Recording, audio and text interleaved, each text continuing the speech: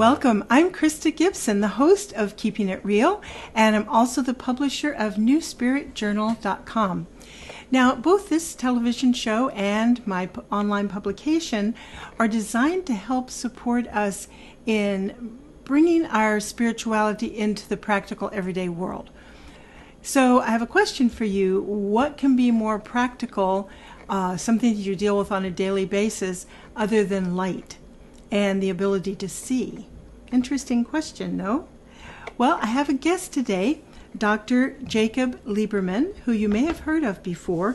Now, he is a pioneer in the fields of light, vision, and consciousness, and he's the author of the book Light, Medicine of the Future, Take Off Your Glasses and See, and Wisdom from an Empty Mind. He has a doctorate degree in optometry from the Southern College of Optometry and a PhD in vision science from the College of Syntonic Optometry, and then his awards and everything continue from there. So basically, the man knows what he's talking about. What I'd like to do, he has come out with a new book, which is called Luminous Life, How the Science of Light Unlocks the Art of Living. And what I want to do before we meet Dr. Liberman is I want to read from the introduction to the book, because it really sets the stage for what he and I will be talking about. Here's what he wrote in the introduction. 40 years ago, while practicing as an optometrist, I experienced a sudden and very significant improvement in eyesight, with no measurable change in my eyeglass prescription. The effect of that miraculous event, which has now persisted for 40 years, led me to the realization that while we look with our eyes, we do not see with them. This spurred me on a mission to discover the source of our true seeing, the connection between light, vision, and consciousness. Most importantly, it led me to ask, who am I, and who is truly the seer? These questions drew me to study quantum physics and neuroscience, which inspired me to deeply explore the state of mind that led to my profound vision improvement. So I began a real-time experiment on the workings of my mind. My hope was to uncover a portal into the state of consciousness where profound healing occurs, which in turn would allow me to teach others how to replicate my experience. What I discovered over the years transformed my life and revealed some fundamental truths about light and vision. Interesting, no? So the book is fascinating, has tons of great information. But join me now as we visit with Dr. Jacob Liberman, and let's ask him about light and vision and healing and see what he has to say. Welcome, Dr. Liberman. So nice to meet you through Skype. It is a pleasure to be here with you and share some of the light of Maui with some of the light of Washington State. Thank you. We do need it, although it's not too bad today. Okay. So I've told our viewers about your new book, Luminous Life. Tell us what Luminous Life is. What does it mean? Well, it's really simple, but it may take a while to explain it. Okay. You know, when people think about something like enlightenment, they imagine people wearing certain color robes or living in India in a cave or sitting cross-legged, or they have different ideas about this. But when I think about enlightenment, I think of a clear piece of glass. And if it doesn't have any imperfections in it, when light goes through it, none of it is reflected, absorbed, or refracted, bent in a certain way. All of it comes right through, effortlessly. But if that piece of glass has little imperfections in it, some of the light is reflected or absorbed, it's lost. And so when someone awakens to what Jesus called the truth that shall set you free, when someone awakens to that ultimate truth, which is not about my ideas versus your ideas, truth is something that is unchanging. regardless of the situation. So when one awakens to that truth, something is set free. And what occurs is the light that impacts our being, just like the light that impacts a plant, comes through without any obstruction. And that is why people who have awoken are depicted with halos and brightness around them. It is a physical phenomenon. Literally, we become brighter, illumined. Look at a baby. Most babies are they're not concerned about paying their mortgages or problems. And when you make contact with them, they get bright. And not only do they become bright where their eyes, their skin is reflecting light, but their eyes become bright and they sparkle.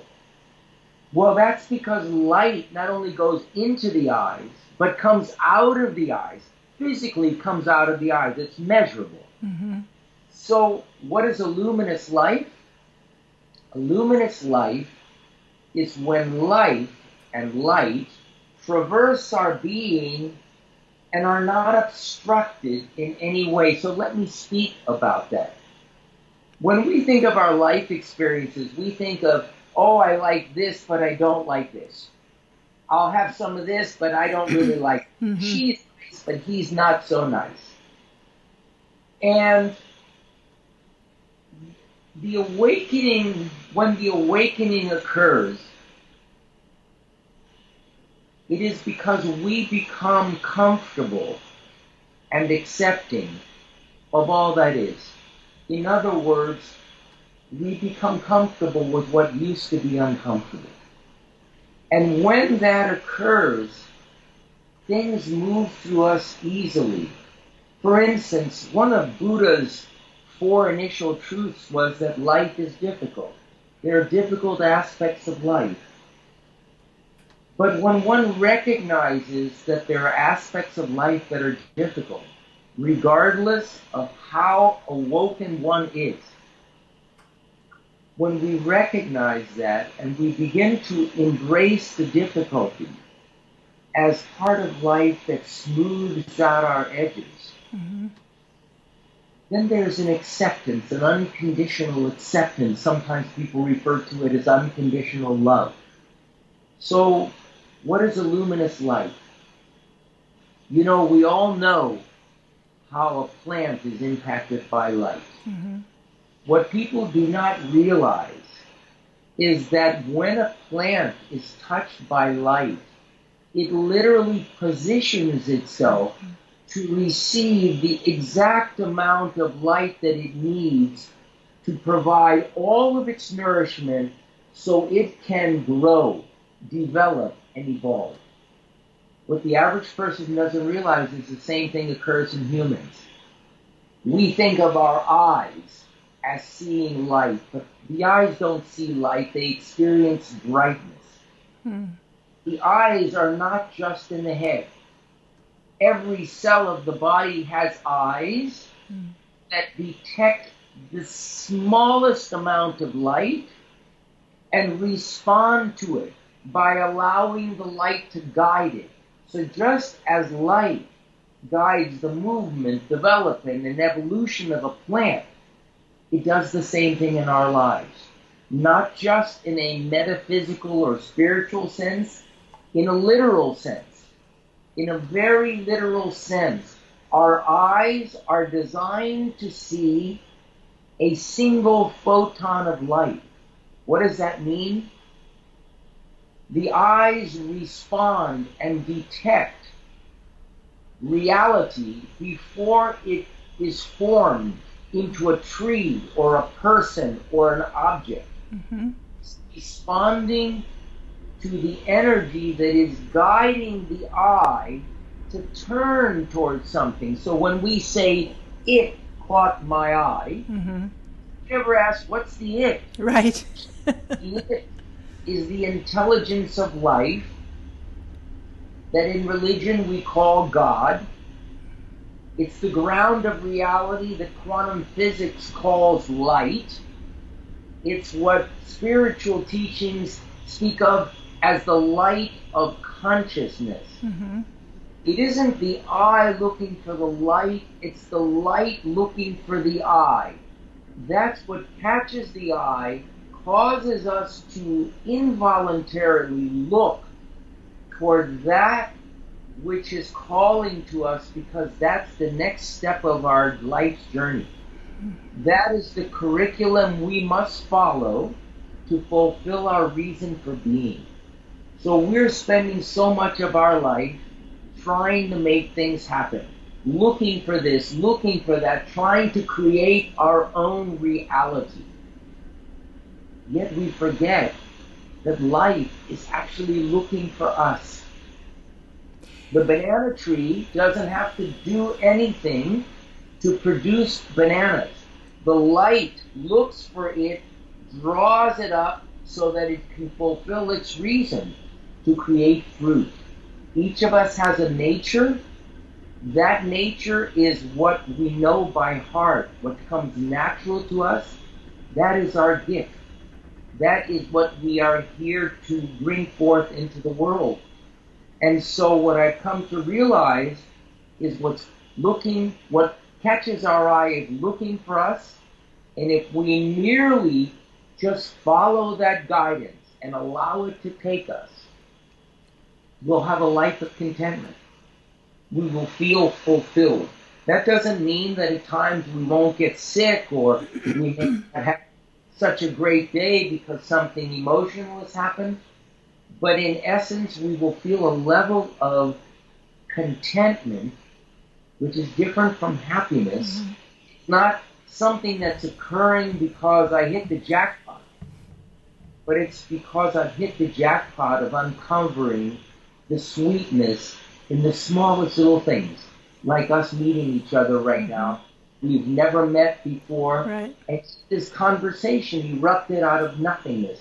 Right. That's very magical.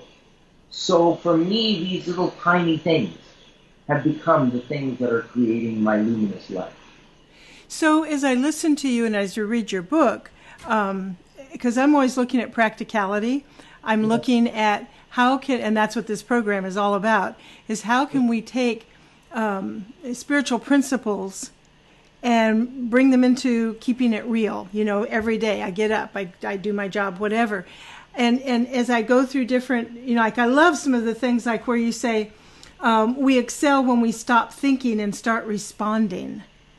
Right. And so I think, okay, well, what does that mean? And I know my viewers are probably going, well, what does it mean? Like in terms of how I choose to live my life, how does that convert? Well, first we have to ask the question of how I choose to live my life. Mm-hmm. I remember a friend of mine had a little sign on his bedroom door. It said, "I choose love." And his name was David. He passed away. And I said, "David, you may have chosen love 40 years ago, but as long as I've known you, you are love." It's not a mental idea that I'm choosing love. No, you have become love. Your presence is your message. I remember reading about Gandhi doing a presentation to thousands of people in a town in India, and when he finished, he was on the train was leaving the station, he was waving to all of the people who had come to see him, and along the side of the train, a journalist was running, and he said, Mr. Gandhi, what's your message for the people?" He said, "My life is my message." Our life is designed to fulfill something. It's nothing we have to think about. It is as natural for us, for someone who naturally sings to sing, as it is for an apple tree to create apples. And so when I say about thinking versus responding, the idea, I think, actually means I don't know. When you say, "I think it's going to rain," saying it's going to rain. You're saying that maybe it's going to rain. I think it's important to look at these words we commonly use that we take for granted. We think they mean something. If you go to a thesaurus and you put the word belief in, everyone speaks about belief systems and change beliefs. You'll see belief means the same as idea, concept, theory, or thought. If you then look at the antonyms of belief, what's the opposite of belief? You will be struck when one of the main words that's the opposite of belief is truth. Yeah, that is striking. Right. Truth is not an idea. Right. Truth is not something that changes from day to day. So when I say respond versus thinking, the intelligence of life moves us. It animates us. We don't even breathe on our own. Life is breathing us all the time. And that expansion and contraction of the body is no different than the expansion and contraction that occurs in a tree, in all creatures, in the earth itself, and even in the universe. In other words, this rhythm of expanding and contracting that we experience in our body and think that we are initiating is actually the frequency of wellness. It's the heartbeat of the universe being entrained into all living things. What I'm suggesting is that we are not just spiritually, but we are literally being guided by light all the time. The same light that the Bible says God is light, that physicists say is the energy that is the ground of everything that we experience as reality. That light which guides a plant is guiding every cell of our body. I'll give you an example. If someone said to you, well, where does your nutrition come from? Where does the body get its energy from? What would you say? Well, before I read your book, I would say, from the food that we eat. But that was going to be one of my questions because that's not what you say. Right. Well, it's not only what I say, it's actually sound and science. 2/3 of the energy that our body produces is directly from the light that it is receiving. 1/3 is from the food that we consume. In fact, a plant is just a concentration of light. It's just light that has materialized. So when people speak about eating fresh fruits and fresh vegetables, because they have the most nutrition, the reason they have the most nutrition is because their light content is overflowing. So what the book is speaking about is that just as everything is moved in this universe, when we think of the solar system, we don't realize that that means of or derived from light. That we, essentially, the solidity of our bodies, are just light that has been transmuted into form. And just as the planets circle the sun, each one on a specific orbit, I don't think any of them wake up in the morning and say, gee, should I go right or left today? They have an orbit they must go through to fulfill their reason. Right. Our life's journey is no different than the orbit of a planet.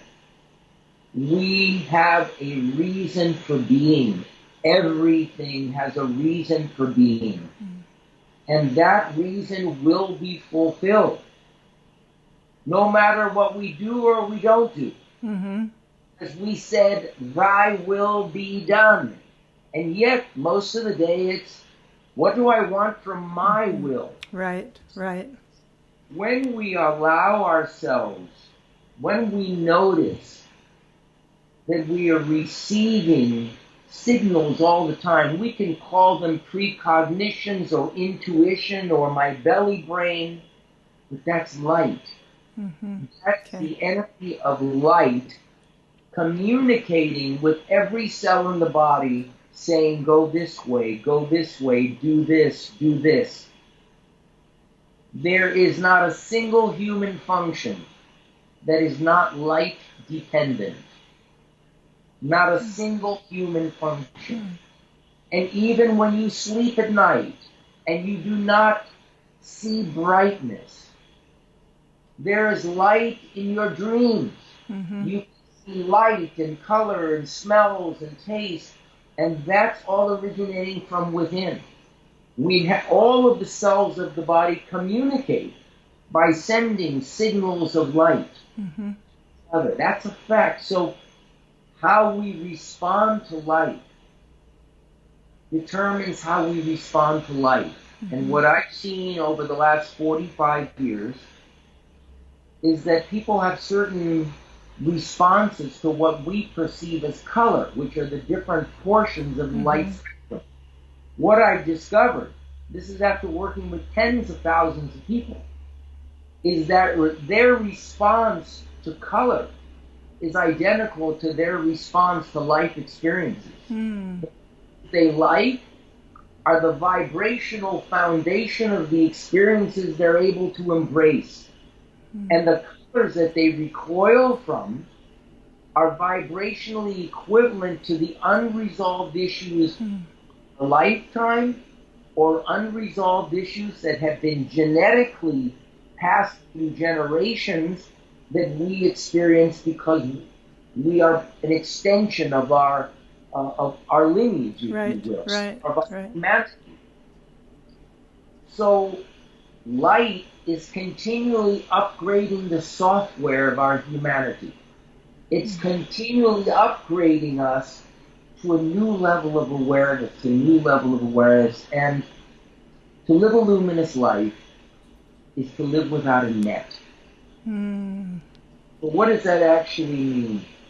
About 20 minutes ago, when you Skyped me, we had never met. You had never seen my face, nor had I ever seen yours. And within a few seconds, we found ourselves engrossed in a beautiful conversation about what is truly essential about life. None of us had to pay attention. Our presence was glued in.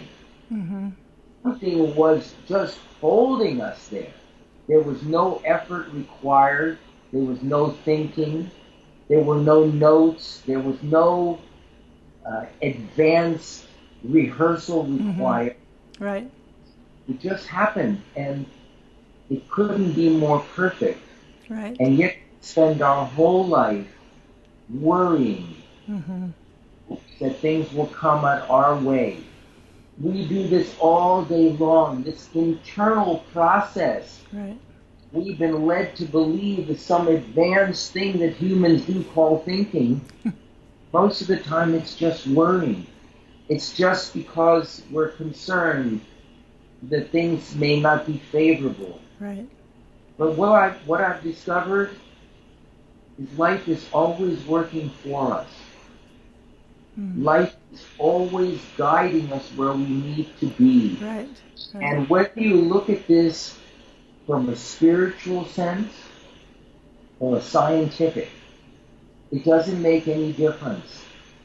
What the scientist sees through a microscope and a mystic perceives through direct experience are no different. We're all looking for the same thing. Right. Health, happiness, contentment in life, a sense of feeling good because you're helping each other. You say I love you whenever it comes up. Right. And so that's really what my whole life is about. Right. It's no longer about being a physician or a scientist. Right. I'm grateful for all of that. It's really about the science of living. Right. It's really about the science of being. Right. It's just how to be fully human. And so my love now is just to share with people whenever I have the opportunity what is inspiring me to breathe and to be here. And it's now been going on for 70 years, so I'm incredibly grateful.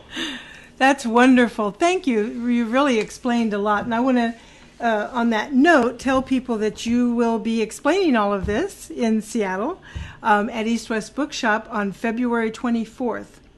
Yes. From 4:30 to 6. And people can go to eastwestbookshop.com to find out more about it and register. And then if people want to know more about you and your work, you have a website, jacobliberman.org, and I'll put that up on the screen so they can see how to properly spell it. I want to thank you so much for the book. I love the book, and I can't recommend it highly enough to people. There's just a lot in there that we didn't even begin to talk about that's very thought-provoking, and I just thank you for sharing it because I think it's going to reach a lot of people. I'm so grateful that you took the time to reach out today, and I look forward to personally meeting you. Perfect. Awesome. Thank you so much. Have a grateful day. You too.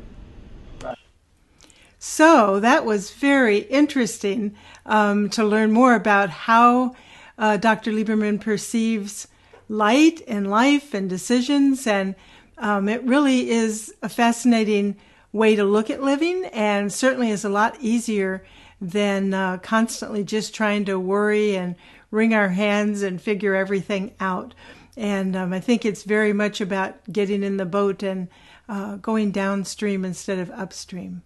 So thank you so much for being here today and for doing your best to do your part on the planet to keep it real, make your spirituality practical, and enjoy your life. So until the next time, I'll see you then. Bye.